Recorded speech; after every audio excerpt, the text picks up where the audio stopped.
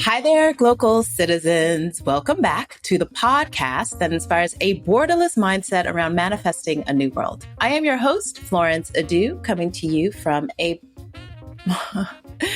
guys, it's just hot. I'm just going to say it. It's just hot and hot and hot. And it's fine that it's hot. But yeah, so it's a hot day. We're still getting some rains, and that's fine as well. And I only say that because I'll be moving into another phase of my yearly journey, going back to the States soon. So I'm like, okay, I can deal with this because I'll get a bit of a spring. So summer to spring. Isn't that interesting? Summer to spring instead of the other way around.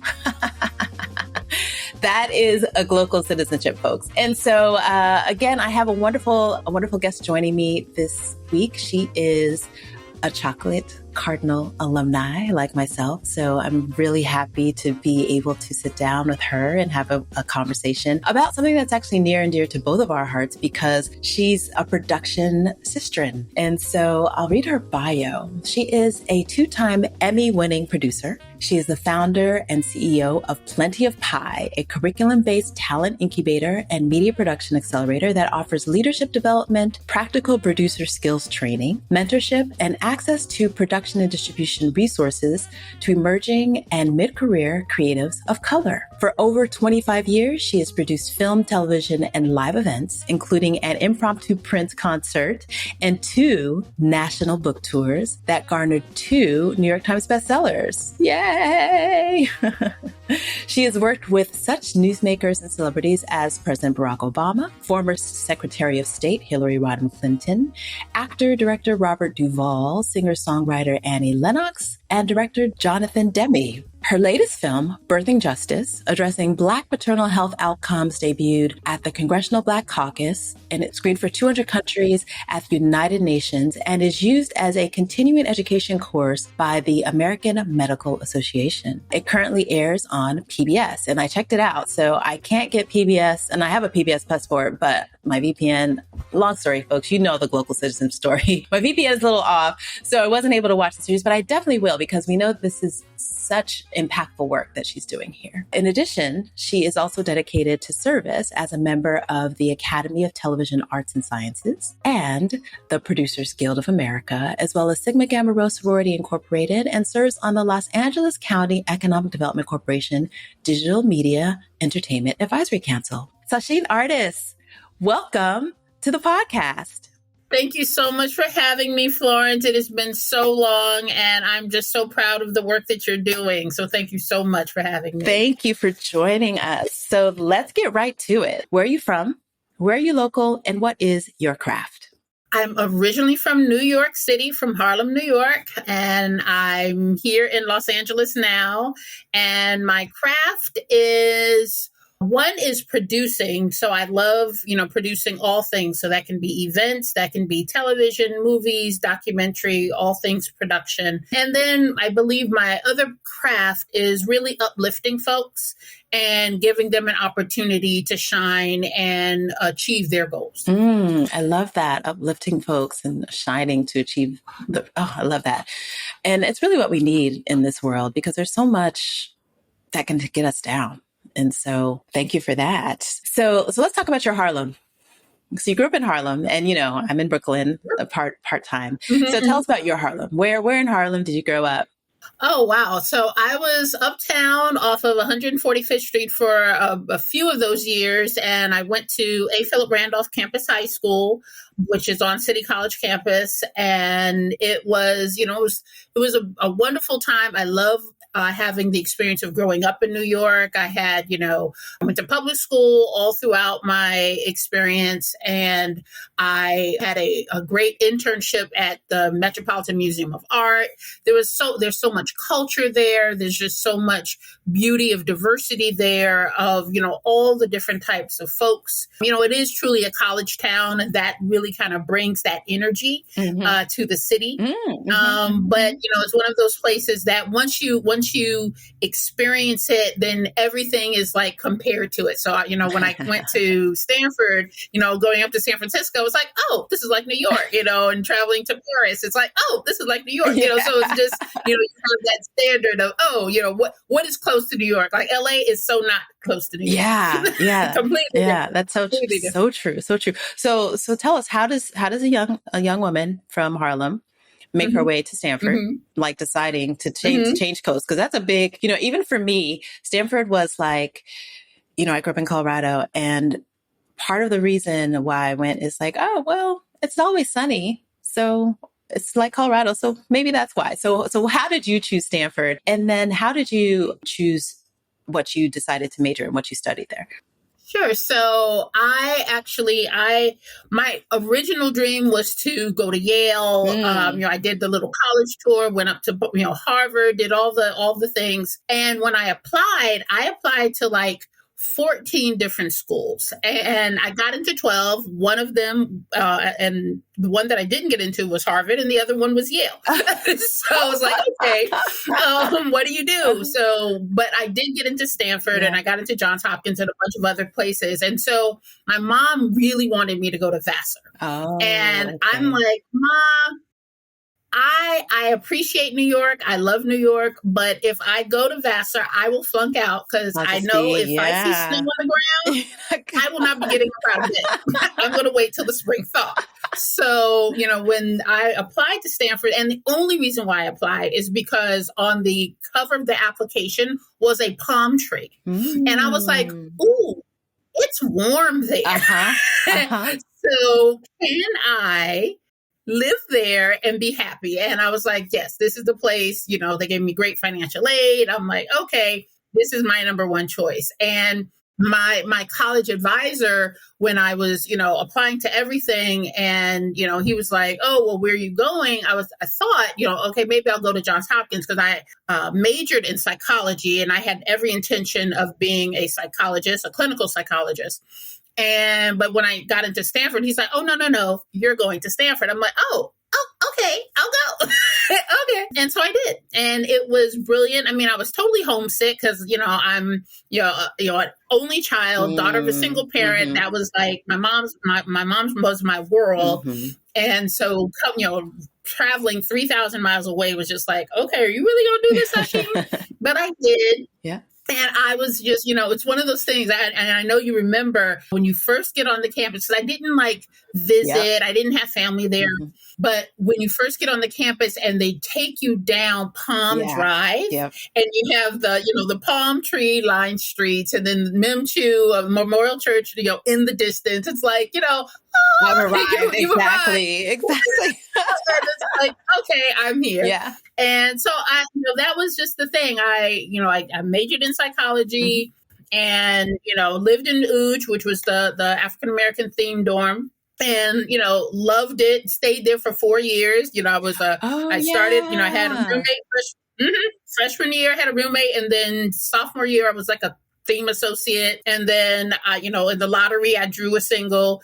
And then I think I drew another single in my senior year. Yeah. So I was happy. I think I lived there your senior year. Okay. Yeah. Okay. All right. So, so it was just, it was a beautiful experience. I love my Stanford experience. Yeah. And I had the opportunity, the friends that I made there are friends that I have to this day. Sure. It's lifelong. Right. Exactly. So, I mean, it's so interesting, because you majored in psychology, and you're kind of an accidental accidental producer, yes.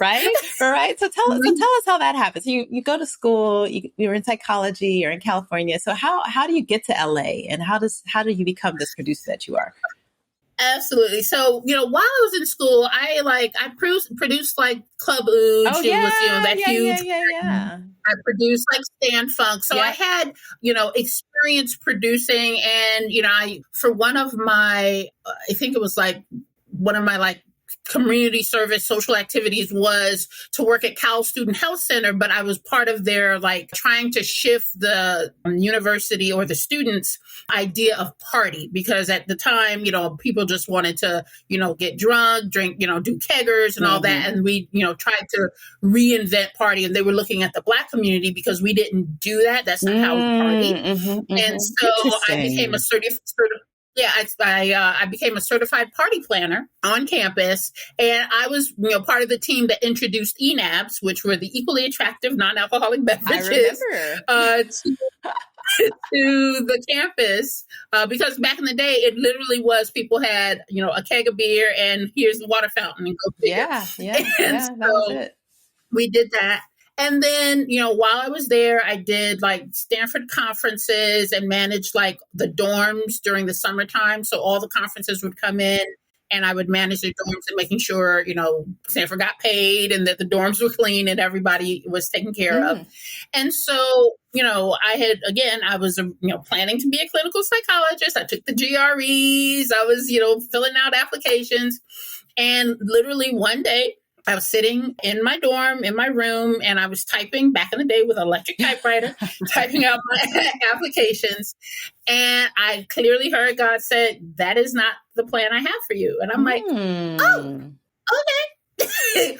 Well, and again, this was, I went to, I had graduated high school at 16. Right. Okay. And so when I got to Stanford, I was 17. My senior year, I was 20. And I was like, okay, I realized this was a 16-year-old's idea of what her life was going to be. And I'm like, okay, Lord, I will do whatever it is you want me to do.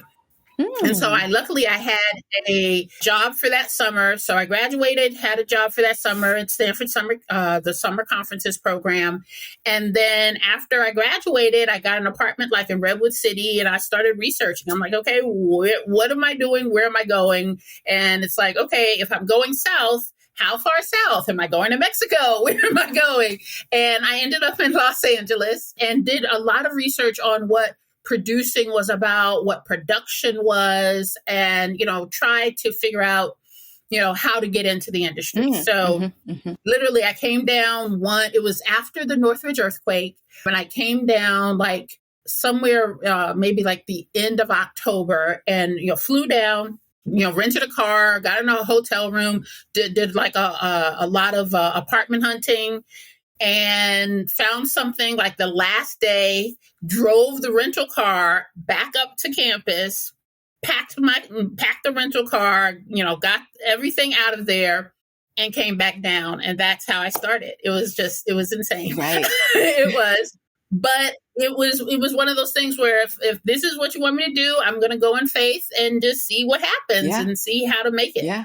And I did, like I said, I didn't have any contacts. I didn't, know anyone. I didn't have any family here. And I was like, okay, how do I make a way? And the thing about the industry is that it is so difficult to break into and navigate, so you could fill out as many applications as you want. You can submit every resume that you want and no one's going to respond to you. And it's like, okay, how do you do this? And I was like, I was running out of money and I'm like, okay, Lord, what am I? And so I ended up temping. I back in the day, I became a Kelly girl and I started temped around town, and I got posted on a construction site as a project manager. So this was right after the Northridge earthquake, and California State University at Northridge needed someone to help rebuild their science building. So I got that assignment, and I was working for a construction company. I got an understanding of like workflow and understanding, what goes in what place at what time. And it was a perfect segue for me. Then when I met this random woman on the bus, and she was like, oh, you should come to my church. And I'm like, okay. And so I go to her church, and then she's like, oh, if you're a temp, there's a Black owned temp agency that specifically focuses on getting people of color in the studios, and you should go sign up and I can refer you. And I'm like, oh, okay, perfect. So, going from construction, I went to this temp agency. It still exists today. It's Executive Temps. He's a great guy, Ted Milner. And I interviewed with him. I'm this, young, naive, Stanford grad, whatever. And I'm coming to him and he's like, okay, you've never worked in the industry. You never had any experience, but he gave me a shot. And that was brilliant. So, I took my little, word typing test in Excel and all that. And the first job he placed me at was at Paramount Pictures. And I was in creative accounting, and literally my job was to stamp purchase orders all day long. That was it. That's all I did. And I did that for like 3 months during the summer. And that was summer 95, I think. Yeah, summer 95. And I didn't like fraternize with anyone. I didn't like network or anything. I just came in and did the job. And this woman, I would greet her in the morning, greet her, saying goodbye, but that's it. And one day she came by my desk. She's like, Sasheen, I'm leaving the company. Do you want my job? Sure. I don't even know your name, but I will take your job.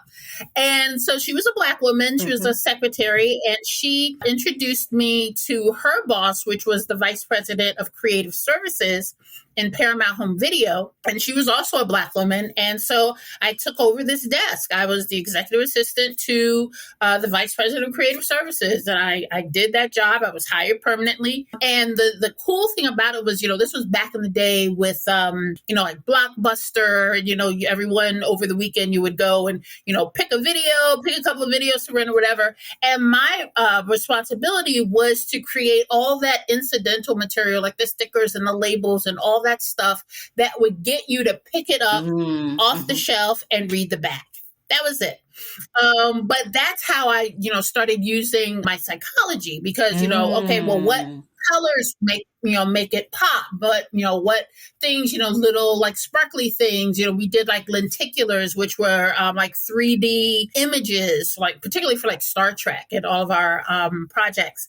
And so I got to work on really great projects. So I worked on Braveheart, Mission Impossible 1, Titanic, Star Trek, Next Gen, Nickelodeon Rugrats. And so I got that exposure in the marketing space for these theatrical titles as well as their catalog. But yeah, it was accidental in that sense. And then, I was there for 4 years and I got tired. I was like, wait a second, is this what I'm supposed to be doing, Lord? I mean, I'm having fun. I'm on the lot, I'm going to screenings and all that. But is this what you want me to do? And so I'm like, I quit. I'll never quit before you have something else. Good business advice. Yes, totally. Lesson number 1, never quit. But what I ended up doing was going back to temping. And so my next opportunity was basically on the desk of a showrunner. She was a TV writer. And I had done her desk, and basically being on her desk means you manage your schedule, you answer calls. And she lived in Malibu, and our office was in Westwood. And so for the time that I was assigned to her, it was like over that Thanksgiving week. I had never met her because she stayed at home. It was like, the beginnings of remote working. I had never met her. And so after the holidays, she finally came into the office, and I'm greeting her like she's like a stranger. She's like, Sasheen, it's me. I'm like, oh, I never met you. And so she tells me that, her show just got picked up for a pilot. And the person that I'm subbing for, his wife just had a baby, so he can't go. Or can you come with me to Vancouver? Sure, I could come with you to Vancouver to shoot a pilot. So I did that, and that was amazing. I mean, it was, Vancouver in January, is no joke. That's it's totally no joke. That's all. Yes.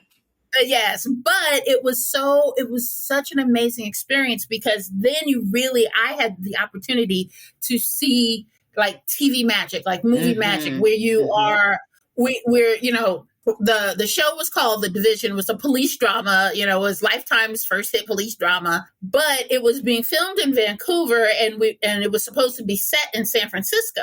Now, you and I both know there ain't no snow in San Francisco. It's just not there. But the thing about movie magic is you don't have to change the location. You just have to melt the snow. Mm-hmm. And so literally they did, these guys, our crew, the actors needed to do a walk and talk, and they had to melt the snow before the scene. And it was like, oh, that's movie magic. That was it. And that's what really got me like hooked. Cause I'm like, you can do anything. You can create anything. And that I was like, I was sold. So that's how I kind of stumbled into it. And from there, I was on that show for 2 seasons. And then there was a question of whether it's going to get picked up or not. And she was like, oh, well, you can just go on unemployment. Like, no, I could just go find another job. And so who does that? I didn't know that that's what people did. Yeah. They just, I had no clue. So I thought she was firing me, but no, she was just like, no, this is what we do. Who do? But so I ended up getting a job with Tavis Smiley. He was a PBS broadcaster. And so I produced all of his live events for television and then produced all of his documentaries. The Prince concert that was under his world. And then I produced his book tours and also his late night TV show. Okay. And so that really got, me exposed to all things production and, from live events where you have to do it because the curtain's coming up to things that are on tape and editing and all that fun stuff. So that's how I got it. And so that's also because Tavis was on PBS, right? So that's also where you started to or got your feet planted in the PBS space. Absolutely. So when I started working for him in live events, I had worked for him in live events for about 5 years. And then he was going to make this segue because they had given him this series of documentary specials to produce. And so he had asked me to, segue over to that space. And so I did, again, having, no experience in documentary, but I knew production and I knew workflow. And so it was about, understanding, okay, what's the story? What do we need to do? Who do we need to, how do I, research? Who do I find, pre-interviews, all that stuff to get to, creating something that was really engaging and impactful. And so, now I've produced about 20 or so docs as well as like, I don't know, we did like 700 and some odd episodes that I particularly worked on because it was like 200. Yeah, it was like two and a half seasons, I think, with him. And because we block shot all of our episodes, I ended up producing like 765 episodes of late night. Oh, wow. TV. Yeah. And that was a daily grind. Like it's every day. Yes. Wow. Yes. Wow. So you won 2 Emmys and your Emmys came both with the Tavis shows? No, not at all, actually. They came years later. So I left and became an independent producer in 2016. Okay. I for that first year, I did work with Tavis and produced a bunch of his stuff. And then in 2017, I started running the PGA's Power of Diversity workshop and taking on freelance gigs. And so in 2019, I had just come back from Jordan, the country of Jordan, doing a workshop, and I was asked to join this producing team for the local PBS station, KCET, because they were doing their season 4 of Lost LA. And so I got my 2 Emmys off of that show. We did 6 episodes, and the 2 episodes we got the Emmys on were Discovering the Universe, which was how Los Angeles was positioned in, like the Hubble telescope, JPL, and, understanding space.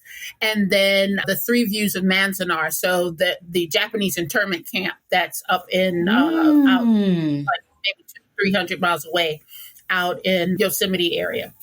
Interesting. So you're an independent producer. And so I want to put a little bit of a pin on that because you're, of course, you kind of have answered this. You've kind of given us the exact, but we want to go a little bit more into LA because you're talking about LA and a little bit more of California. So I asked the question, why the where? How did you come to be living, working, and playing where you currently are? And so that means specifically, in your case, where you are in Los Angeles. I live in South Central. Right now, it's Baldwin Hills, which, people don't like to call it South Central, but I'm like, yeah, I've seen drive-bys. Yeah, this is South Central.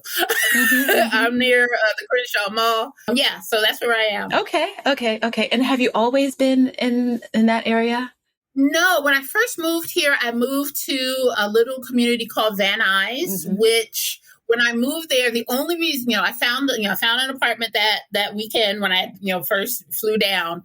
And it's a cute little apartment. It was a cute little neighborhood, but it was so quiet. It was like, only thing I heard were crickets. And I'm like, dear God, I'm a New Yorker. I'm like, I can't live with crickets. I can't do this. Yeah. And so I ended up moving like into the city proper, out of the little suburbs, and moved over to like Silver Lake area, which is a little bit more, grungy, a lot more sirens, just that, things that I'm more used to. And then from there, I moved, where did I go? I moved to Hancock Park adjacent, which is right off of Crenshaw. I was there. And then I was homeless for about a year and a half or so, and was living at the Good Shepherd Center for Homeless Women with my mom for about 6 weeks. And then we moved into a series and bounced around to a series of hotels. And then when I came back, because I was like, well, if I'm going to be homeless, I can be homeless in New York. So I went to New York for a couple of weeks. I was like, at least I have family there, right? Yeah. And so I was there for a couple of months and then came back. And that's when I ended up starting to work with Tavis. Oh, okay. So, that was the quit your job phase, or was it? Yeah. That was the, oh my God, what are you doing? So I did that. And then I lived in Los Feliz, which is basically East Hollywood, right under the valley. And the valley is San Fernando Valley. So it's Los Feliz. It's a nice little town, little community. And I lived there for 18 years before I moved to Baldwin Hills. Wow. Okay. So Baldwin Hills is new. So, brand new. But you've done a tour of Los Angeles. So you know it well. I mean, I've literally been here longer than I've been in New York. Yeah. Interesting. Okay. So we have a few different neighborhoods to highlight in the show notes there. So folks, you'll get a little bit more on the Los Angeles metropolitan area. So going back to your Emmys, how did that then change your career? Well, or did it? The funny thing is I got my Emmys in, what was it? I want to say it was June or July of 2020. Okay. Oh, so if you remember 2020, yes. We were in lockdown. I literally won them looking at my laptop, drinking a cup of tea, wearing some sweats on my bed, saying, tell my mom, oh my God, I won an Emmy. So I didn't have like the whole celebrate paparazzi thing, but what I've done since then is try and embrace what that meant in terms of the level of and quality of work. So making sure people understand that, I've been doing this for years, and I have, and I've been awarded. And so I'm a member of the Television Academy. I'm active on their committees. I'm a member of the Producers Guild. I'm active on their committees. And it's really to make sure that I have a voice in the industry. Sure. And I use my Emmys to leverage that voice. Okay, that makes a lot of sense. And so tell us more now. So speaking of and how your career changed. So as an independent producer, what is it like to find projects, put them together? How are you? Because this will segue into Plenty of Pie. But let's talk about what's the process? How do you source projects? How do you get to the work? Well, I think for me, it's about impact. So I'm always looking for projects. They can be total entertainment. I have like an FBI series project. I have one that's a biopic that's focused on, an African-American couple, that's living, but they were so connected to history. So, but it's always about impact. So regardless of the entertainment factor, I need to make sure that the work I'm doing has some importance, because you want, the work is hard to begin with. So I don't want to spend my time with something that's frivolous and having to work that hard, because regardless of whether it's frivolous, you still have to work hard. So I want to work hard for something that means something. So when I'm sourcing projects, I'm always on the lookout and for the listen to the story. And does that story resonate with me, and why? Is it, like I said, is it an FBI thing? I really love like mysteries and crime drama. So I'm a Law and Order fan. I'm a FBI fan. I do all of that. I watch, British mysteries, Nordic mystery, all of that. So when a woman who had been one of the highest ranking agents in the Bureau came to me, she's like, Sasheen, I want to do a show. I'm like, okay. And so she started talking to me about what the work that she did. And it was very interesting. And it was something that I hadn't seen in all of my years of watching all of the different types of, crime dramas that side. And so I was like, oh, okay, we can do this. So, then, I, met this couple. I had attended a random STEM event at Santa Monica College. And I listened to this couple's story, and I was just blown away by this guy. He's in history. He's actually featured in the Smithsonian Museum. He is Hal Walker. He's a laser engineer, and he was the guy during the Apollo 11 mission that shot the moon. And that meaning he used a laser to Buzz and Neil and all those guys. They left a reflector on the moon. And out of all the people on the planet that was trying to shoot this moon, this black guy did it. And in so doing, proved Einstein's theory of relativity, because the light came back, so he could prove that, and measured the distance between the Earth and the moon, because that also had to be proven. And it was a black guy. And the thing that was interesting was that his name was left out of that Scientific American journal that, gave all these accolades to his team, but he was the leader of the team. Wow. He was the one who actually calibrated the laser and shot the moon. Wow. So, years later, the Smithsonian is trying to find the guy, and they find him finally and are able to acknowledge him and honor him. So that, to me, not only he's a hidden figure, but it's one of those things where, afterwards his life was, incredibly interesting. He was, he was a musician. He was, worked at Douglas Air Force. I mean, he just had such a rich, engaged life. So it was like, for me, that's a story that I think everyone would benefit from knowing, not just black folks, but everyone, because we're on this planet and we look at the moon and we understand about space, and we want to have some context. And I think he's a great entry point into that story. Nice. I look forward to that one. Mm-hmm. That sounds so interesting. Okay. Mm-hmm. So impact is very key to you, but then there's the money. Money. We got to keep it real, because as a producer, that's my major challenge. So then thinking about these projects, people come to you, and so then moving it forward, how does that happen? So what I first do is, when I have a project, I look at who can I partner with, because producing is a collaborative effort. Yeah. It's not just me out there, I'm going to get the camera and I'm going to do all the things. No, it's like, who can I partner with? So my most recent documentary called Birthing Justice, we partnered with INBEC, which is now, I think it's called Reproductive Justice or Reproductive Impact. It's an organization, national organization, and they are on the front lines of the issue of Black maternal health. When we were crafting this doc, we started with them. We started with that partnership, because we are filmmakers. We are not on the front lines of the Black maternal health crisis. I do not have kids. That is not my thing. But I need to talk to someone who's on that front lines, who, they have, there's here in America, there is something called the Momnibus Act, which is a series of bills that are focused on maternal health and helping America increase the survival rates of both moms and babies.